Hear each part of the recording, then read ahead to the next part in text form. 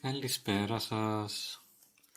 Σήμερα θα δούμε ένα φλωτέρ, το οποίο σε εμάς τους υδραυλικούς έχει λύσει τα χέρια, γιατί είναι 4 σε 1. Τι εννοούμε? Μπορεί να χρησιμοποιηθεί και για μισής και για 3/8. Επίσης μπορεί να χρησιμοποιηθεί και για πυθμένος και για πλαϊνό. Και είναι οικονομικό σχετικά, πόσο μάλλον η έκδοση με τα πλαστικά βιδώματα, όπως αυτή που θα δούμε σήμερα. Για να δούμε.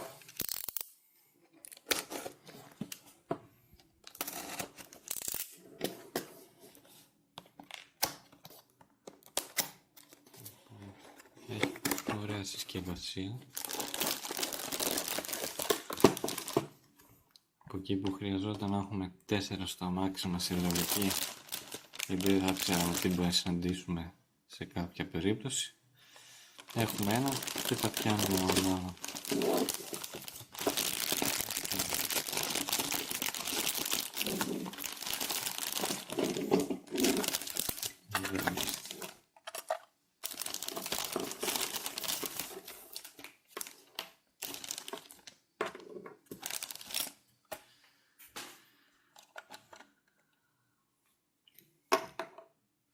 Εδώ.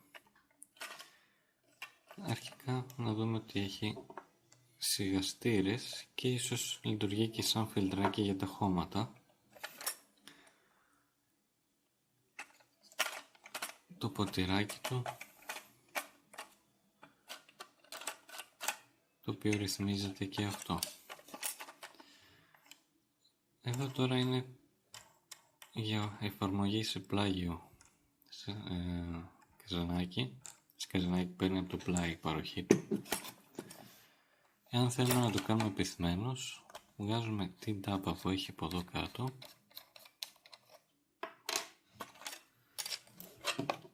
με το ίδιο το εξάρτημα το χρησιμοποιούμε σαν εργαλείο και βγάζουμε την τάπα και τοποθετούμε το άκρο που θέλουμε. Αυτό είναι 3/8. Αν θέλουμε μισής, παίρνουμε από πάνω.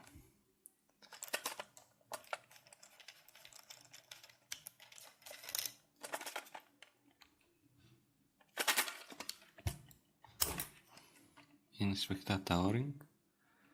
Λοιπόν, πρέπει να προσέξουμε την πατούρα που έχει για να μπει στη σωστή θέση. Τώρα δεν μπαίνει γιατί πρέπει να το ανοίξουμε. Βγάζουμε την ασφάλεια και το επεκτείνουμε. Με αυτόν τον τρόπο ρυθμίζουμε και το ύψος που θέλουμε να έχει σύμφωνα με το καζανάκι.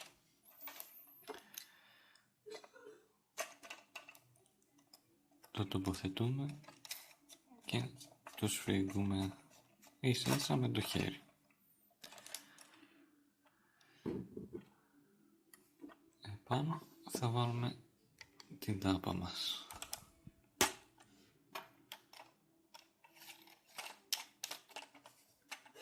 Εφόσον δούμε τι ύψος έχει το καζανάκι μας, θα τραβήξουμε το δαχτυλίδι προς τα κάτω για να ασφαλίσει.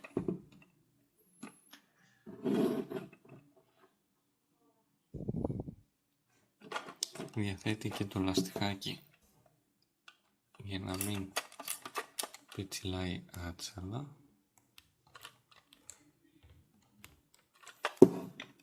Το βάζουμε είτε στη μία περίπτωση είτε στην άλλη. Καλό κάνει. Λοιπόν, αυτό ήταν. Θα το δούμε και σε εφαρμογές σε καζανάκι.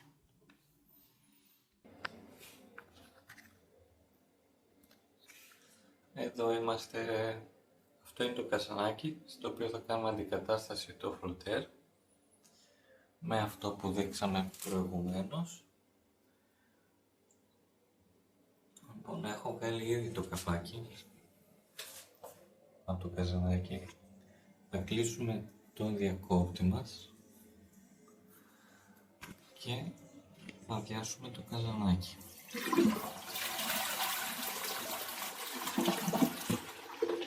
Βλέπουμε ότι είναι καζανάκι το οποίο έχει την παροχή του από το πλάι.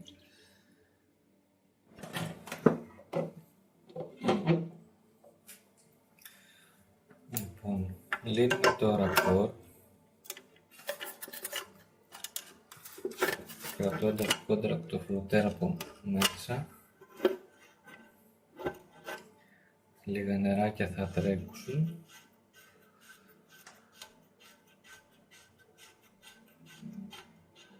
Εδώ η περίπτωση είναι λίγο στριμωγμένη.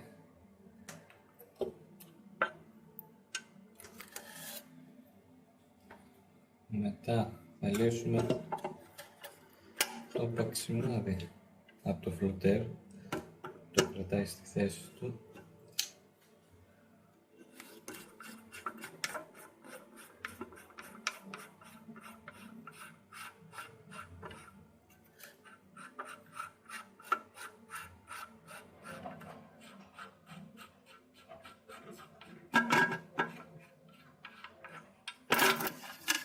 Βγήκε.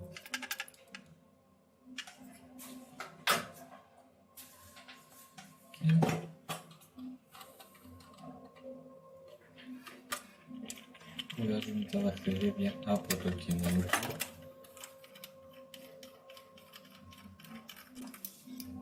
Βάλουμε το λάστιχο πίσω και το τοποθετούμε στη θέση του. Βάζουμε τη ροδέλα και το παξιμάδι.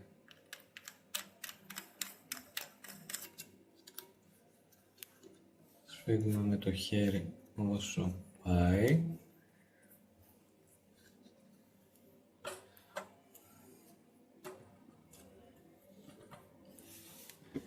Και ελαφρώς με τη τσεμπίδα μας.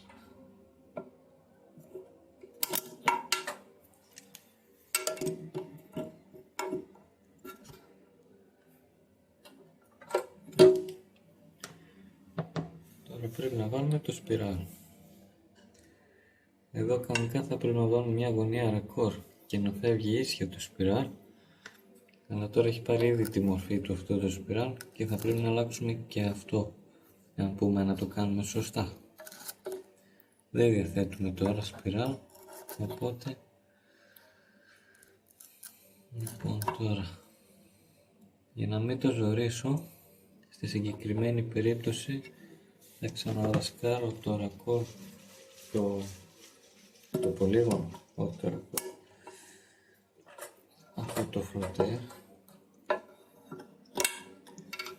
για να κερδίσω χώρο. Να βάλω όμορφα και ωραία το σπιράλ, γιατί το πάσο είναι πλαστικό το σπήρωμα εδώ και μπορεί να το κάνουμε ζημιά μας τραβοπιάσει.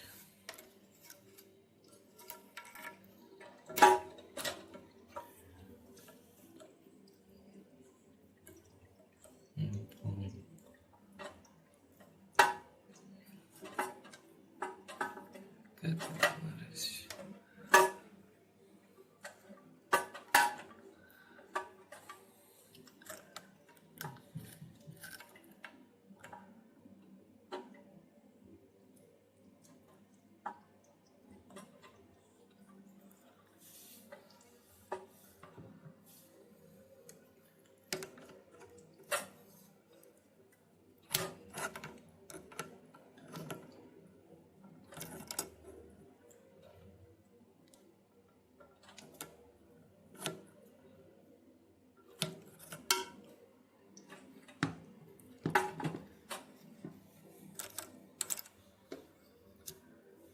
Να σφίξουμε και το φλωτέ στη θέση του.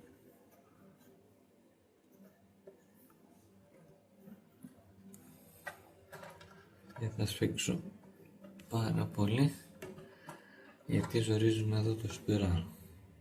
Το φλωτέρ όμως είναι σταθερό.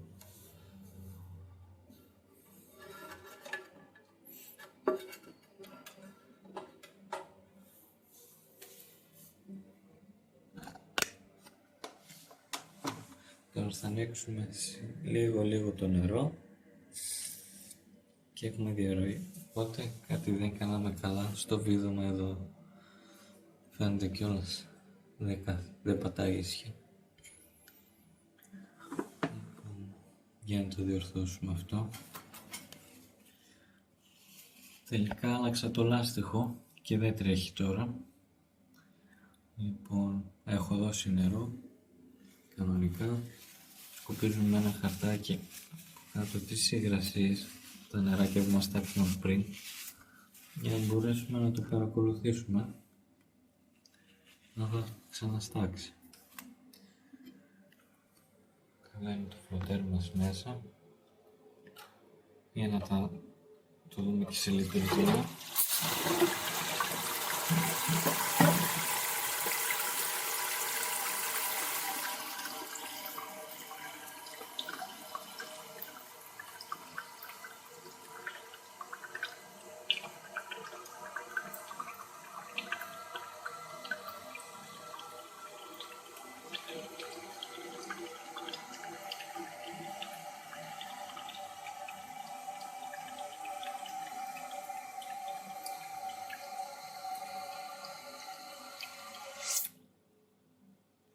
Αυτό είναι. Από εδώ μπορούμε με ένα κατσαβίδι να ρυθμίσουμε το ύψος που θα κλείνει το φλωτέρ. Η μόνη μου απορία σε αυτό το φλωτέρ είναι όταν το συνδέουμε καλή ώρα από το πλάι, δεν παίρνω κάτω και ψηλάει έτσι.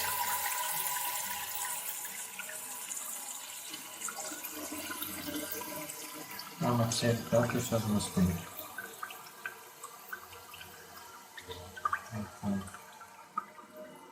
Διαρροές δεν φαίνεται να έχουμε. Φυσικά καλύτερα τις βλέπουμε όταν είναι γεμάτο το καζανάκι και είναι πρεσαρισμένο το σπιράλ με το φλωτέρ. Οπότε νομίζω ότι είμαστε έτοιμοι. Βάζουμε το καπάκι και αυτό ήταν.